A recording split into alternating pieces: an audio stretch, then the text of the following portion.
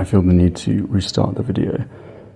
I see this in every museum in the world, and these exhibitions you'll see in places completely unaffiliated, with no association whatsoever. One of the narratives they like to display is a bit like the dinosaurs and these sorts of satanic pagan narratives which take people away from their traditional values and the true history of our species. They like to impose these what is called prehistoric timelines. So these are what they would say are flints that we use for carving, used as arrowheads and spears, and I promise you that there is absolutely no way that someone can discern whether or not this was completely natural and is a flake from a petrified cedar tree, for example, just a sharp flake of any organic matter, and something that's been designed or created artificially by another implement made by a man to create a sharpened tool. There's just no way. There's absolutely no way. But they like to put this in everywhere. It's the first exhibit when you walk into this museum in the Templar Castle. This isn't associated in any way. And again, Lebanon, when I looked at the map, I think it was near Juna or another city south of Tripoli. Just like anywhere in the world, they have the dinosaur theme park. It's funny, isn't it? What you notice everywhere in the world, you see a Holocaust museum, because that is one of the falsified narratives, you know, that has to be kind of sponsored everywhere you look. The dinosaur narrative, which is absolute nonsense. And then these narratives that we've developed in this Darwinistic fashion from monkeys, and then we became humans. It's all nonsense. We've not come from monkeys at all. It's absolutely ridiculous. But, you know, people buy it. People believe we've been to space. It's crazy. People actually believe that there's people floating around in the moon. Oh, my God. So that's why, you know, I take these sorts of things with a pinch of salt. You know, there's really no way to discern whether this has just been created in somebody's shed. Some talented individual created that in 2011, or, you know, 1911 or 1811 or whenever. I went to the souk yesterday, and the chap told me that this was basalt that came from Aswan in modern-day Egypt, which would have travelled essentially from the Sudanese border, where Aswan is located, all the way through to where modern-day Palestine and Israel are, up through Jordan or Syria, and then here into Lebanon.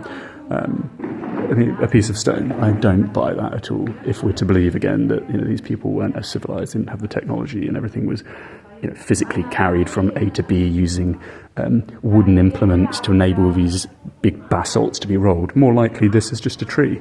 This is just a piece of lumber, like every column that is carved. Different trees produced a different effect after petrification, after, you know, pressurization and the various cataclysms that have obviously led to the destruction of these more advanced, what we call ancient civilizations. This would have just been a tree log. This would have been a wooden column that has petrified.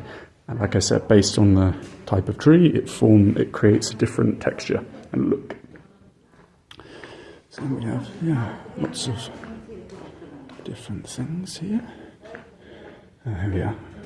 Oh, that place I was talking about earlier. So we're here. This is Tripoli. It means the same thing, just for people. Almina is a part of Tripoli, really. It's about 10 kilometres, maybe less, from where it's situated.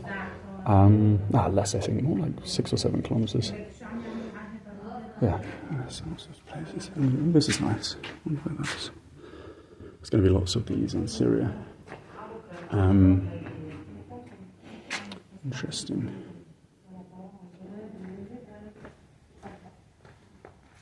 Hello. Oh, we have these as well. This is also interesting, isn't it? We're told that I found some of these before, actually, in Spain. There's so many castles in Spain that just have bits of archaeology floating around. That's quite heavy. That's a bit of iron.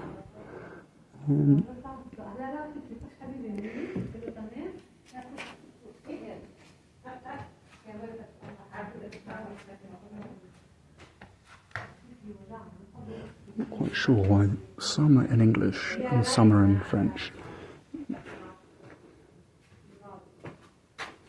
See? It's very strange. I do like the old photos there. The magic number, 33 of course. Funny how it has to be the magic number. Yes. You see these symbols everywhere today, of course. Symbol of communism. Same symbols reused and then given a different narrative. Oh, I saw this in the souk actually, on my first day. Very nice looking. Beautiful actually. Look at the inlay there. Different marbles. What we're told a marble.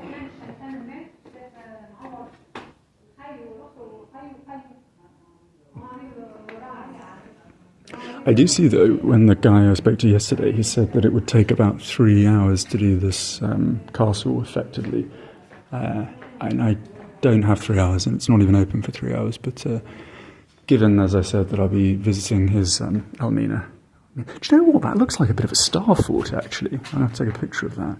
Obviously it's disintegrated over time with, natural erosion and no doubt artificial erosion as well, but that looks very much like a star fort, so I'll have to do some research on that. And if you're interested in star forts, just input it into Google Images and you'll see what I'm referring to.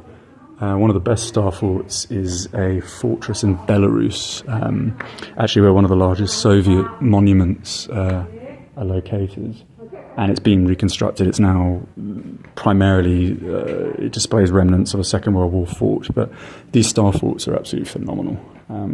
And again, it just shows that there was one globalized, advanced civilization that has been decimated, of course, intentionally.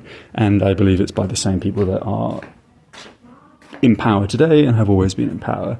They ascribe themselves to a certain religion, but that isn't necessarily the case. I mean, people that follow them proclaim themselves as being, let's say, Jewish, but these people are just none the wiser. Most of these people don't go to the synagogue. Just like anyone that's of a religious disposition, most people that call themselves Christians or Muslims or Jews or Hindus don't actually follow the faith. It's just a kind of cultural identity. But my point is that the people at the top, under this particular group that has more prowess and authority than anyone else in the world, probably aren't a part of that group in any way, or the religion that they claim to be representing. There's all kinds of deeper cultist activities that are truly running the world. If you look at Scientology is almost like a mockery of what actually is on a much deeper, darker and more efficient level. It's like a curveball, essentially. Anyway, so this is the museum. I might do another part. I've got a little bit more time. So we'll do one last look and then, I'll head off.